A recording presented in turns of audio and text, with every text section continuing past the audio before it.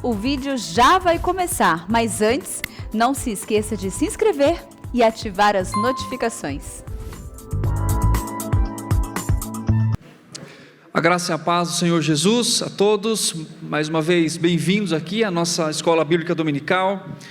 Eu quero que você abra comigo a sua Bíblia em Romanos capítulo 8, a gente vai falar um pouquinho sobre a vida no Espírito, baseado no fato de que somos filhos de Deus, ou a filiação do crente em Cristo Jesus.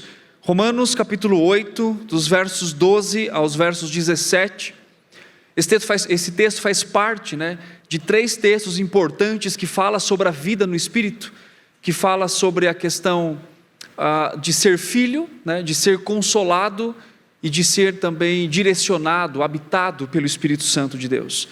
Então o texto da palavra de Deus em Romanos 8, a partir do verso 12 diz assim: Assim pois, irmãos, somos devedores não à carne, como se constrangidos a viver segundo a carne.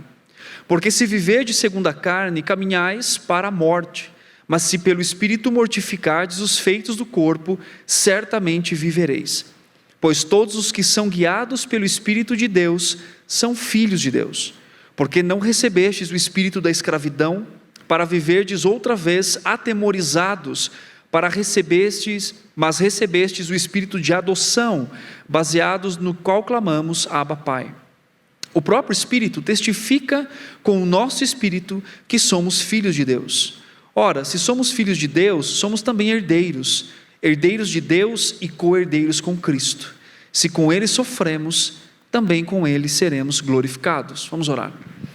Deus, obrigado mais uma vez pela sua palavra, que nós podemos estudá-la, que o Senhor possa falar aos nossos corações nessa tarde, que o Senhor possa nos animar, nos corrigir, nos redarguir, Senhor, na sua vontade, pela sua palavra, na direção que o Senhor deseja com que nós caminhemos como filhos do Senhor.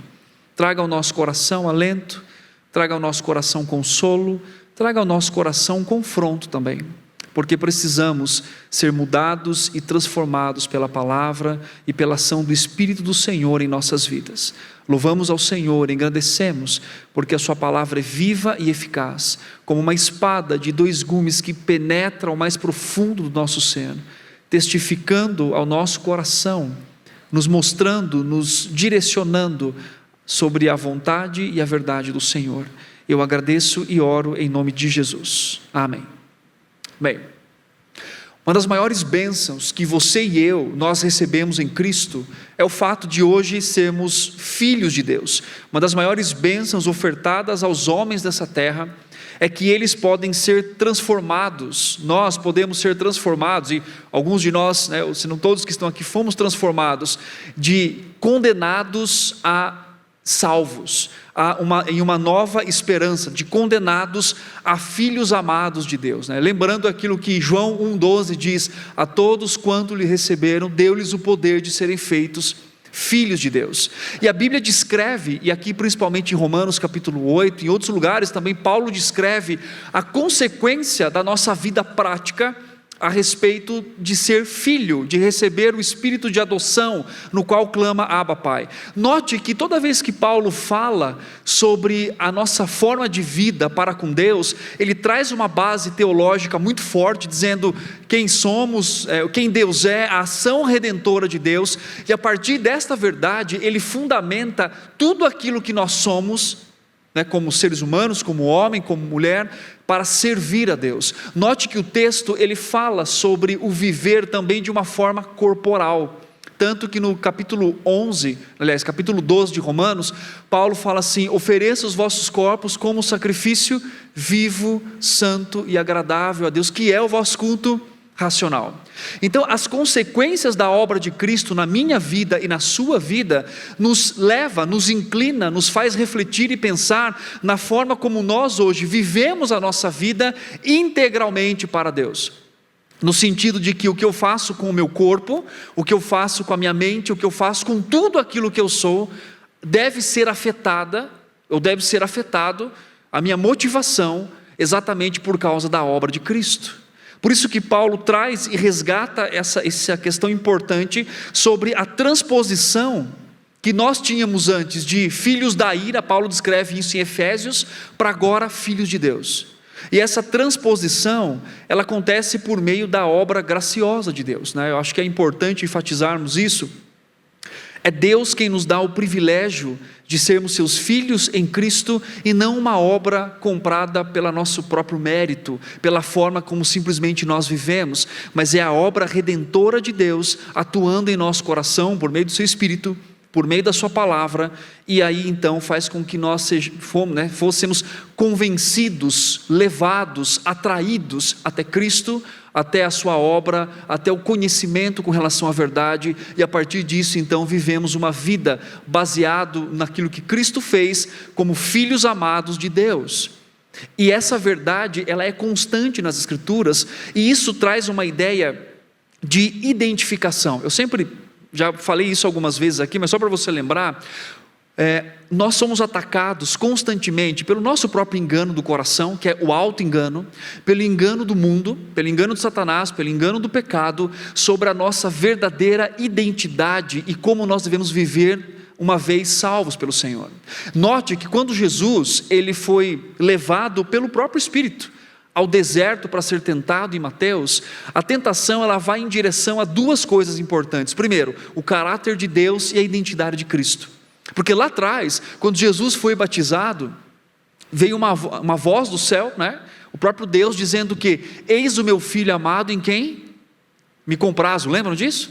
Aí imediatamente o Espírito leva Cristo para ser tentado no deserto, e as tentações elas giram em torno de questões que trazem confronto ao caráter de Deus e à identidade de Cristo. Quando ele diz assim: se tu és o Filho de Deus, faz com que essas pedras se transformem em pães. E aí a grande questão é, aquela voz que disse que você é o Filho amado, agora deixa você passar fome no deserto? Mas então, se você é esse filho amado, faz o seguinte: transforma essas pedras em pães. Não era só para Cristo exercer o seu poderio milagroso e as pessoas verem, até porque ele estava no deserto, mas a grande questão era o caráter de Deus e a identidade de Cristo, e entender quem nós somos na luta diária, vivendo no mundo caído, que em todo o tempo eles querem definir aquilo que somos, como devemos viver, a nossa disposição e o nosso enfrentamento com relação ao mundo.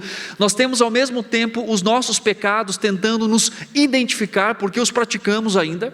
E é interessante que tem um autor que diz que quando nós praticamos muitas vezes um pecado, nós começamos a nos identificar por ele, né? Ou seja, quem é o Tiago, quem é o João, quem é o Paulo, há uma identificação. Então Paulo ele traz esse ensino em Romanos, falando a respeito exatamente da intensidade e da verdade de que fomos adotados por Deus, somos filhos de Deus.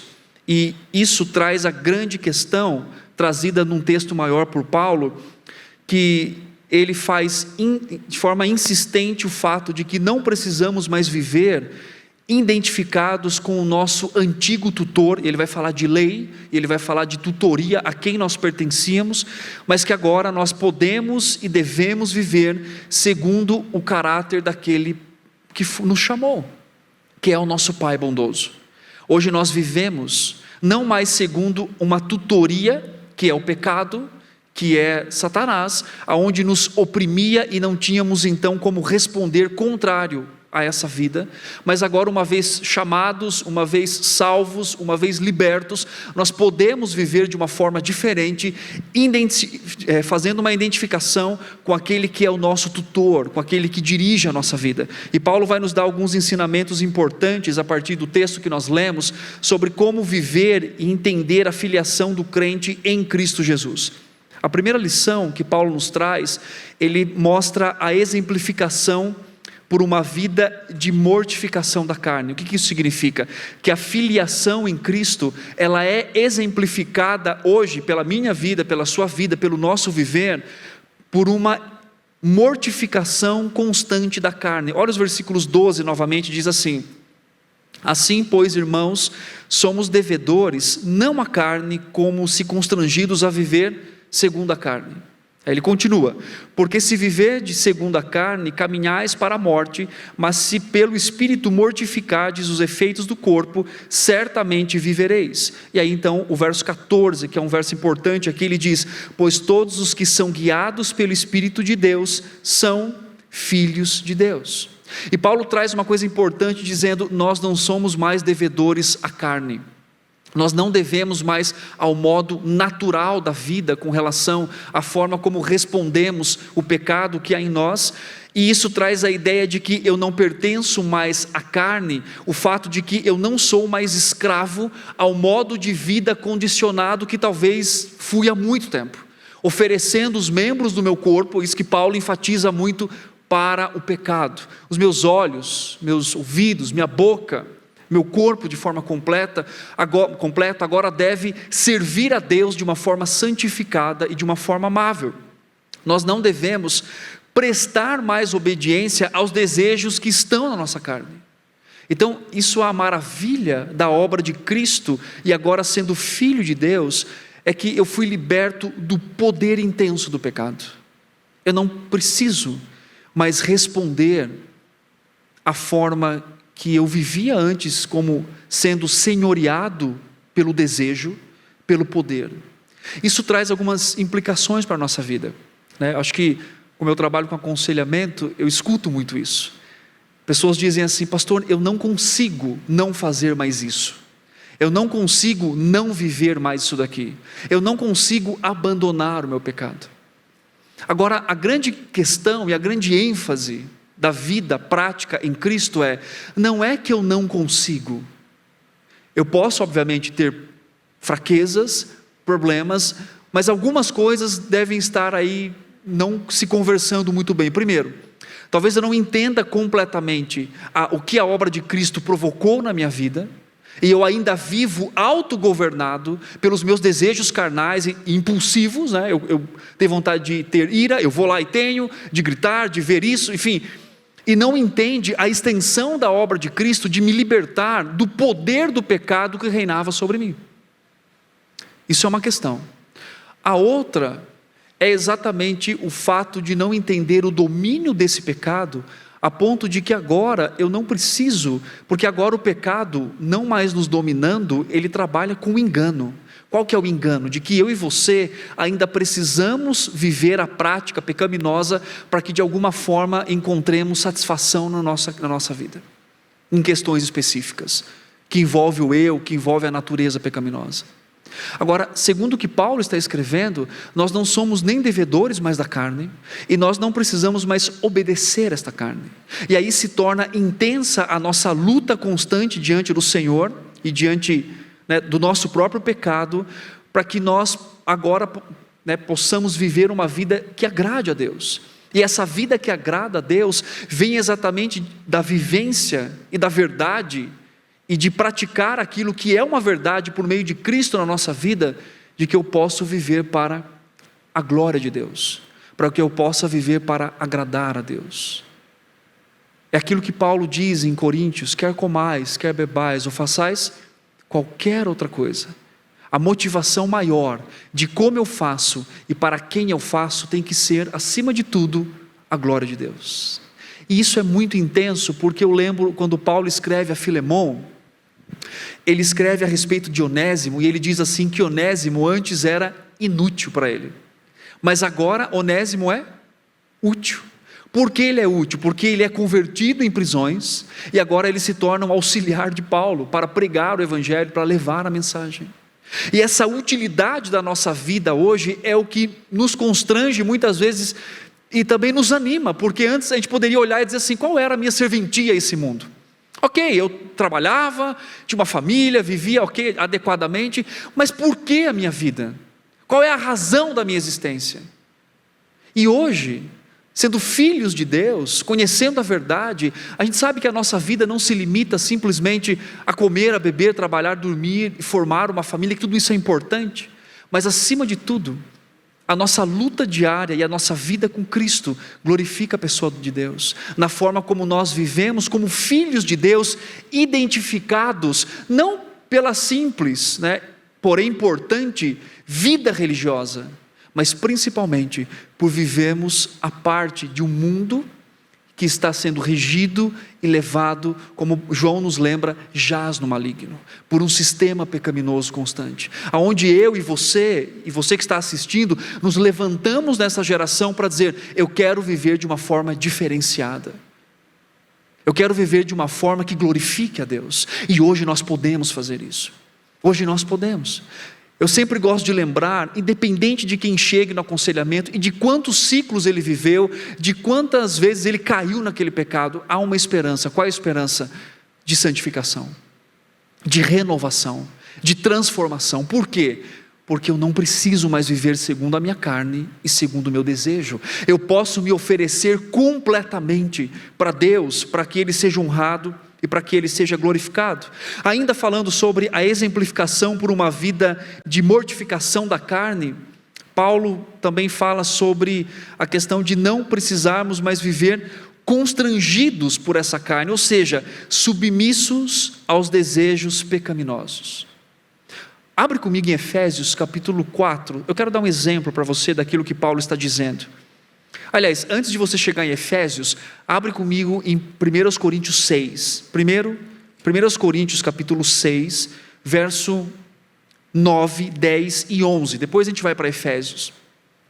1 Coríntios capítulo 6, versículo 9, Paulo diz assim: ou não sabeis que os injustos não herdarão o reino de Deus?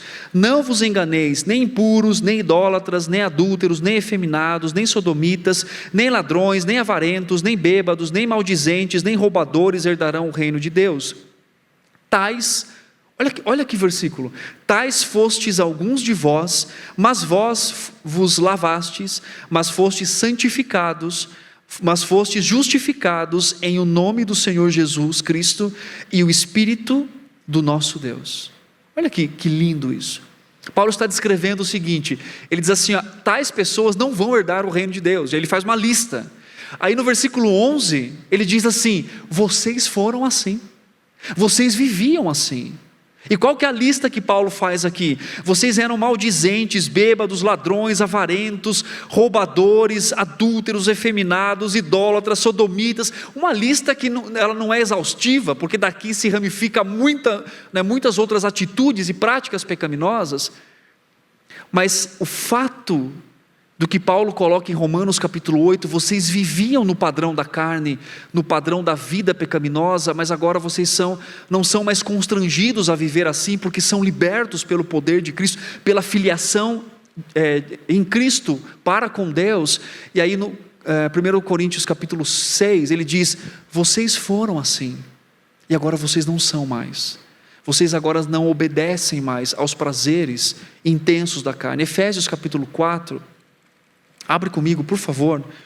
Paulo diz assim, a partir do verso 25, Efésios 4, 25, diz assim: por isso, deixando a mentira, fale cada um a verdade com o seu próximo, porque somos membros uns dos outros. Irai-vos e não pequeis, não se ponha o sol sobre a vossa ira, nem deis lugar ao diabo. Aquele que furtava, não furte mais, antes trabalhe fazendo com as próprias mãos o que é bom, para que tenha com o que acudir ao necessitado.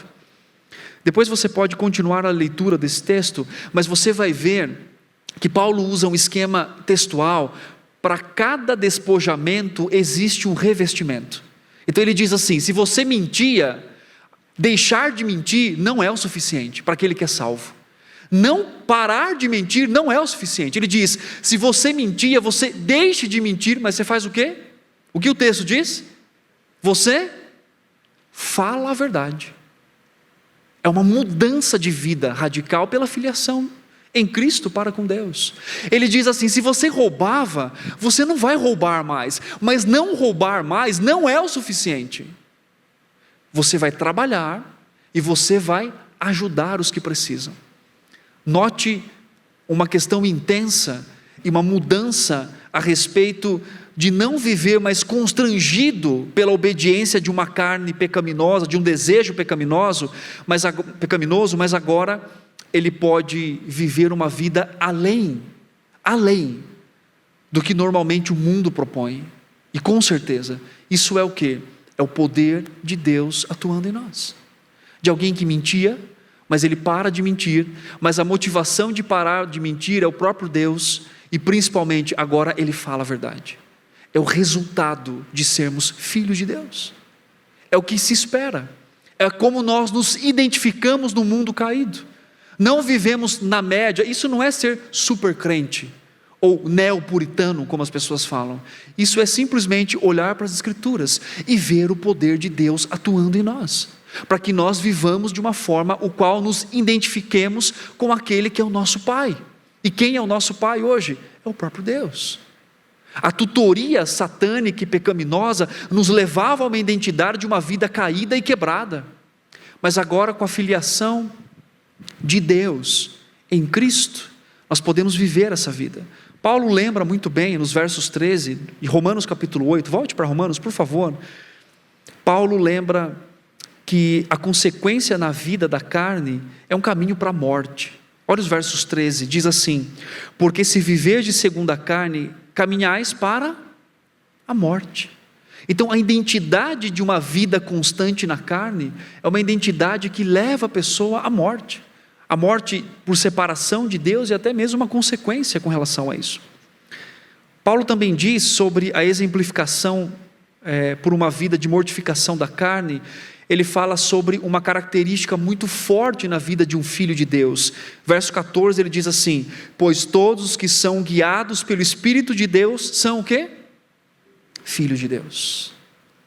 A filiação que nós temos do crente em Cristo Jesus, por causa de Cristo Jesus, nos dá uma nova identidade de direção de vida. Eu não sou guiado mais por aquilo que eu acho que é o melhor para mim. Eu sou guiado pelo Espírito de Deus. Eu sou guiado pela verdade do Evangelho. Eu não mais satisfaço os meus desejos por uma questão de inclinação, de direção, mas agora eu posso, e isso é uma grande bênção, ser direcionado pelo Senhor, pela sua palavra, pelo Espírito de Deus. Isso é uma característica muito forte da vida de um filho de Deus. E quando ele entende isso, é uma grande bênção, porque eu não estou no mundo caminhando sozinho, eu estou no mundo caído, quebrado, mas sendo direcionado constantemente pelo próprio Deus. Ele que é o autor da redenção, aquele que aplica por meio do seu Espírito a redenção em seu Filho Jesus, ele continua me direcionando, ele continua me guiando até a sua vontade, para que eu viva uma vida de mortificação da carne constantemente. Essa expressão guiados pelo Espírito no texto significa ser comandado com a personalidade de alguém, ou seja, a influência do Espírito de Deus sobre a nossa vida, para que nós então sejamos levados, direcionados pelo Senhor, por meio do seu Espírito, aplicando a palavra de Deus.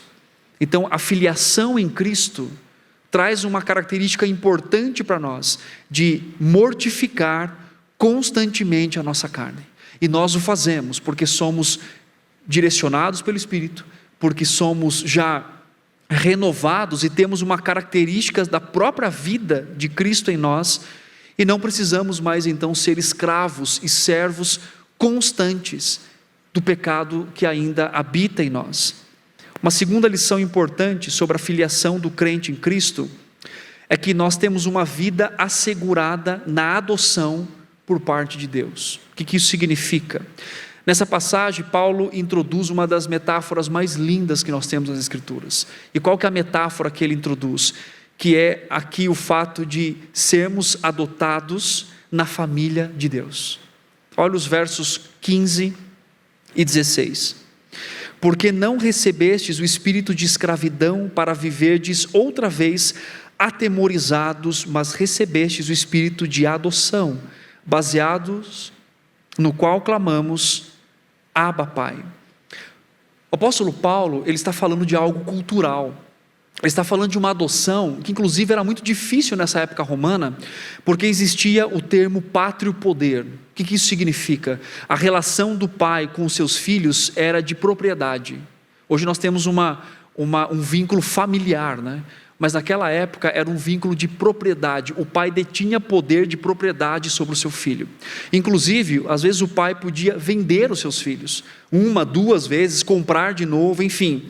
Então, o texto que Paulo está usando aqui com relação à adoção trazendo uma característica cultural, é o fato de que nós pertencíamos, éramos propriedade, né?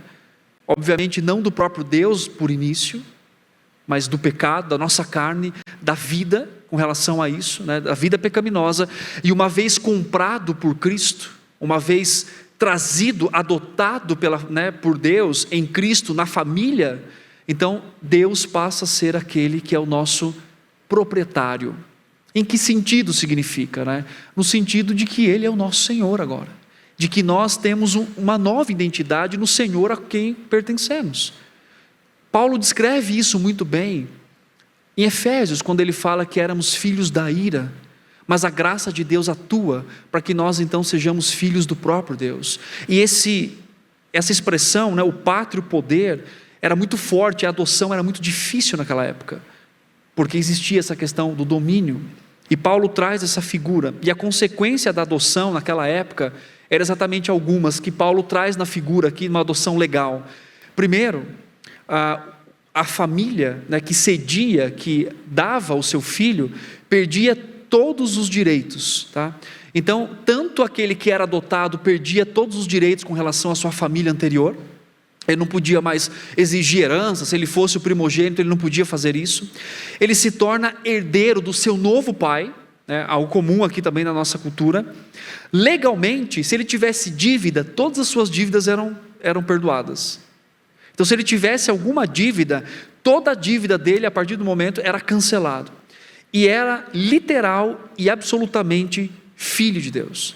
Então, quando Paulo está dizendo para nós que nós somos adotados por Deus, ele está dizendo: vocês foram tirados das garras de uma tutoria que subjugava vocês, que os levava à vida pecaminosa, tanto por influência, mas também levando pelo seu próprio desejo pecaminoso, e vocês foram tirados, vocês então não têm mais dívida ali, porque a nossa dívida foi paga por Cristo na cruz.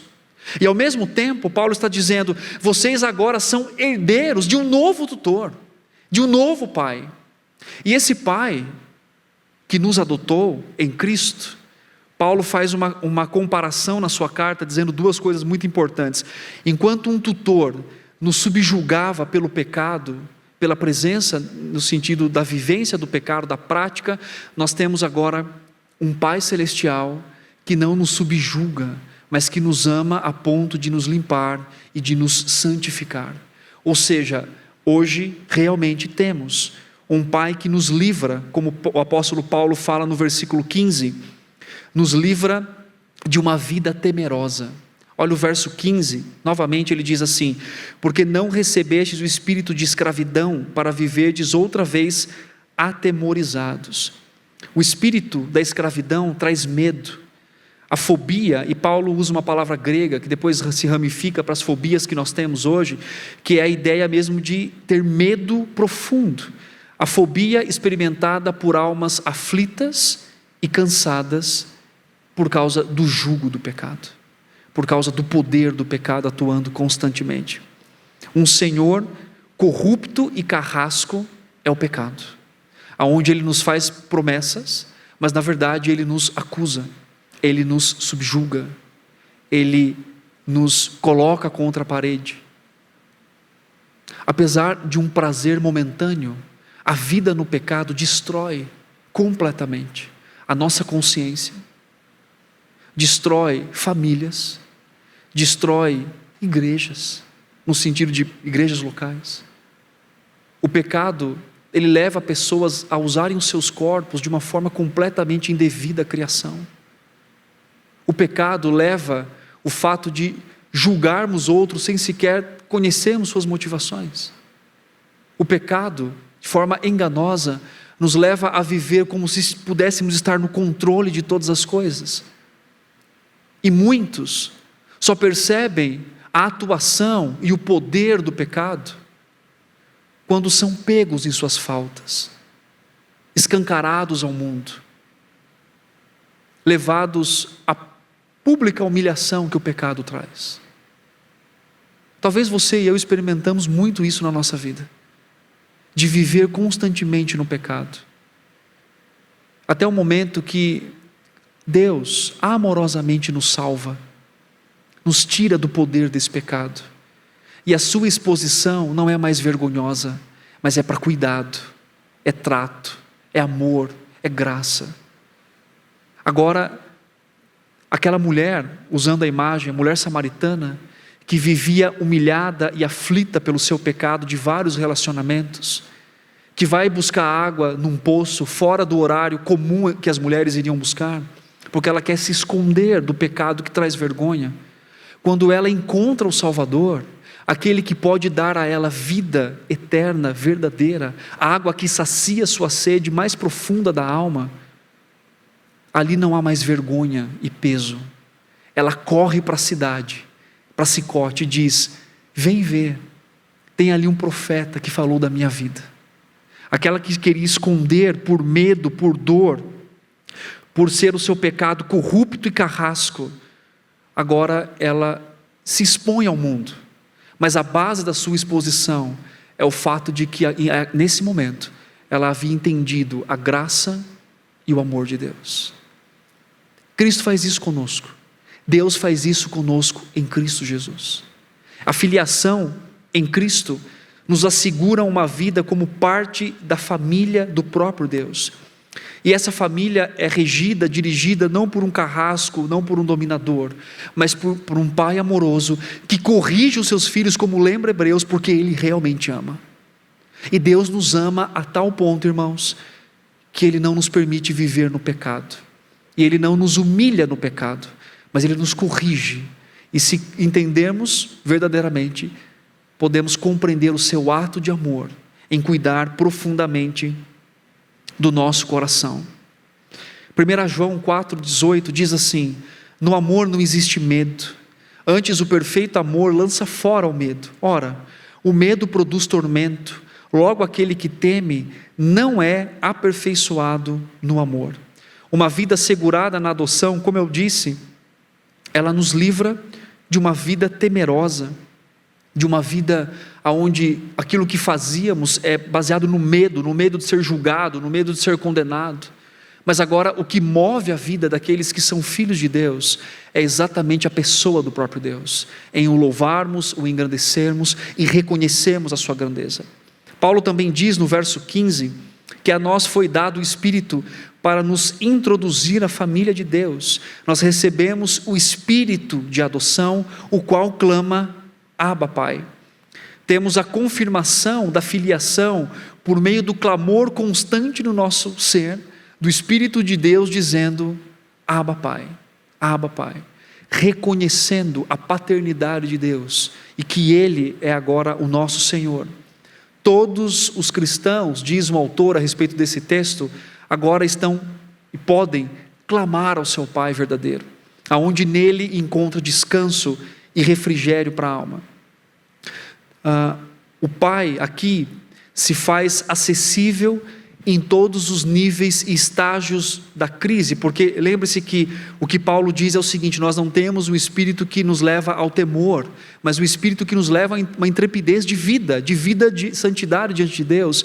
E a ênfase que Paulo coloca aqui também é o fato de que estarmos clamando constantemente o Pai se torna acessível a nós, acessível para que nós o busquemos, para que nós o encontremos. Como nos lembra Hebreus capítulo 4, nós não temos um sumo sacerdote que não possa se compadecer das nossas fraquezas, mas antes um como nós em tudo foi tentado, porém, Hebreus nos lembra que sem pecado. E aí vem então o incentivo: acheguemo-nos portanto ao trono da graça, para que em tempo oportuno sejamos o quê? Socorridos. Aí há o convite de se aproximar de um Pai amoroso que nos leva e que nos chama à sua presença, para que ali sejamos então confrontados e consolados.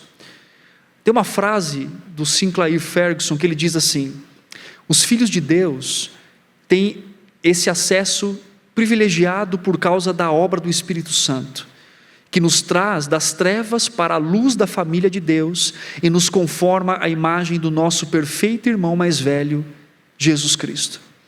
No verso 16, Paulo confirma essa filiação por meio do testemunho do Espírito Santo em nossa consciência humana. Versículo 16 diz assim: o próprio Espírito testifica com o nosso espírito que somos filhos de Deus.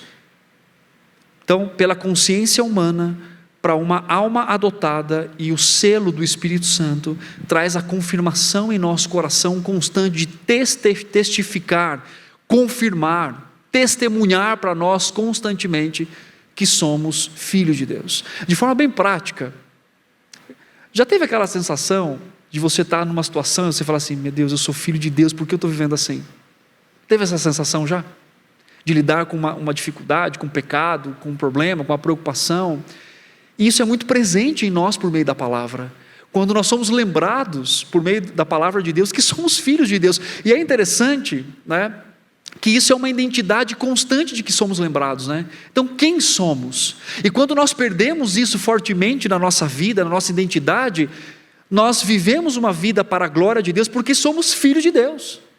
Porque somos chamados por Deus para isso, para viver além do que esse mundo caído vive, para que o Senhor seja glorificado, não na nossa força particular, mas na atuação dEle em nós, e sermos lembrados constantemente. Não só o mundo nos lembra, às vezes por acusação, o próprio Satanás, como fez com Cristo lá: se tu és o Filho de Deus, então faz essas pedras. Mas a grande bênção é que nós temos o testemunho constante do Espírito Santo de Deus, dizendo: você é filho de Deus, você é filho de Deus, nos lembrando em meio ao caos que vivemos, de que a nossa identidade não está centralizada em nós e no mundo em que vivemos, mas a nossa identidade está centralizada em quem Deus é e o que Ele fez por nós em Cristo. Isso nos alimenta constantemente, isso nos lembra, isso nos faz reconhecer a cada dia a confirmação dessa filiação. Uma terceira lição que nós temos nesse texto, então, só para relembrar, a filiação do crente em Cristo Jesus, ela é exemplificada por uma mortificação da carne constante, que Paulo fala a respeito disso. Ela também ela é uma vida assegurada na adoção por parte de Deus. Deus fez essa obra em nós. E em terceiro lugar, a filiação do crente em Cristo Jesus nos traz também uma promessa aos que são filiados, aos que são filhos. Versículo 17 diz assim: ora, se somos filhos, somos também herdeiros, herdeiros de Deus e co-herdeiros com Cristo. Se com Ele sofremos, também com Ele seremos glorificados. Paulo nos traz aqui o fato, trazendo a configuração de uma adoção que era praticado em Roma, ou na questão romana. Paulo traz o fato de que, de forma legítima, nós somos herdeiros de Deus, né? Ou seja, somos herdeiros do próprio Deus e co-herdeiros de Cristo na sua identificação. Paulo também fala sobre a natureza dessa herança. E a natureza dessa herança são duas. Paulo fala no versículo 17: nós herdamos o sofrimento de Cristo e nós herdamos a glorificação. Olha só o versículo 17, a natureza dessa herança. De novo, a parte final: se com Ele sofremos, certo? Ou seja, pela vida, pela mortificação da carne, pelo viver santificado, sofremos, pelas limitações sofremos, pelo mundo caído sofremos, pelo pecado de outros sofremos, por pregar a Cristo sofremos, herdamos isso. Paulo nos lembra, dizendo assim, que a nós foi dada a graça não só de crer em Cristo, mas também de sofrer por Cristo, ou com Cristo. Herdamos esse sofrimento, mas também Paulo diz que nós herdamos, ou herdaremos o quê? A glorificação. Um dia seremos glorificados. A natureza dessa herança é o sofrimento que é dado a nós, que é um grande privilégio. Viver identificado com Cristo, no seu sofrimento e na sua vida. Mas também existe uma grande promessa para nós, que somos filhos de Deus, em Cristo Jesus, que um dia seremos glorificados. Isso é uma bênção, não é? Estamos vivendo nesse mundo constante, de quedas, de ganhos, de problemas, de distrações, sendo lembrados pelo Espírito de Deus constantemente: você é filho de Deus. Visivelmente parece que as coisas não estão no seu lugar, mas a promessa de Deus sendo lembrada no nosso coração constantemente: você e eu Estamos caminhando uma corrida, uma caminhada, um caminho para um lugar certo. E esse lugar certo é o novo céu e a nova terra que o Senhor preparou para nós. E ali um dia, essa luta intensa descrita por Paulo, que o próprio Paulo fala assim: aquilo que eu quero fazer eu não faço, aquilo que eu não quero eu faço. E aí Paulo rompe essa questão do coração dele, que eu acho também que você e eu muitas vezes vivemos isso. Ele rompe o desespero dizendo assim: quem me livrará do corpo desta morte? E aí ele diz assim: mas graças a Deus por Cristo Jesus. Irmãos, Paulo também nos lembra em Romanos que a criação geme pela manifestação dos filhos de Deus. E isso há em nós essa expectativa constante. Amamos estar aqui, amamos viver aqui, é o plano de Deus para nós. Mas Pedro nos lembra na sua carta: nós somos forasteiros, forasteiros, forasteiros, e o Espírito de Deus nos lembra constantemente, como filhos de Deus, e um dia será revelado em nós, e viveremos uma vida que está preparada para nós, o qual você e eu, nesse momento, nós não imaginamos na sua completude, mas nós podemos compreender, mesmo que de forma limitada, por causa da palavra do Senhor. A figura de Paulo era que quando um homem se torna cristão, ele entra na própria família de Deus, ele não faz nada para ganhá-lo, ele não fez nada para merecer esse grande privilégio. Deus, o Supremo Pai, em seu surpreendente amor e misericórdia, tornou a mim e você que está assistindo, miseráveis pecadores, em herdeiros de uma graça tamanha, que é a glorificação em Cristo Jesus. Eu quero aplicar esse texto na sua vida, 4 aplicações importantes para finalizarmos aqui. Primeiro, a sua vida hoje reflete o caráter do seu Pai Celestial? Reflete o caráter do Pai Celestial por meio da semelhança de Cristo? Por quem você está sendo governado? Por que você tem sido motivado? Com quem você se parece? Quando falam de mim, quando falam de você, e claro que algumas pessoas obviamente nem sempre vão falar o que é bom, o que é agradável, mas de uma forma geral, sua esposa, seus filhos, sua mãe, seu pai, seu marido, ao olhar para mim, minha esposa ao olhar para mim, eles veem Cristo em nós, eles veem a semelhança de um Pai Celestial, que me predestinou, Paulo nos lembra disso em Romanos 8, para ser como a imagem do seu Filho Jesus. Eu não estou dizendo aqui de perfeição, eu estou dizendo de luta constante contra o nosso próprio pecado, para que Cristo seja glorificado na luta que eu tenho no meu corpo. Uma segunda reflexão e aplicação: você vive confiado no cuidado do seu Pai perfeito e amoroso? Uma vida caracterizada por medo e insegurança revela a falta de confiança que nós temos em Deus. Jesus já nos lembrou, irmãos, em Mateus capítulo 6, o seu Pai, o meu Pai, o vosso Pai Celestial sabe que vocês precisam de todas elas. Se referindo à ansiedade da vida, à comida e à bebida, Jesus lembra dizendo assim: Deus sabe o que você precisa, Ele sabe da sua necessidade. A característica de um filho de Deus, apesar do mundo temeroso em que vivemos, é uma vida de intrepidez.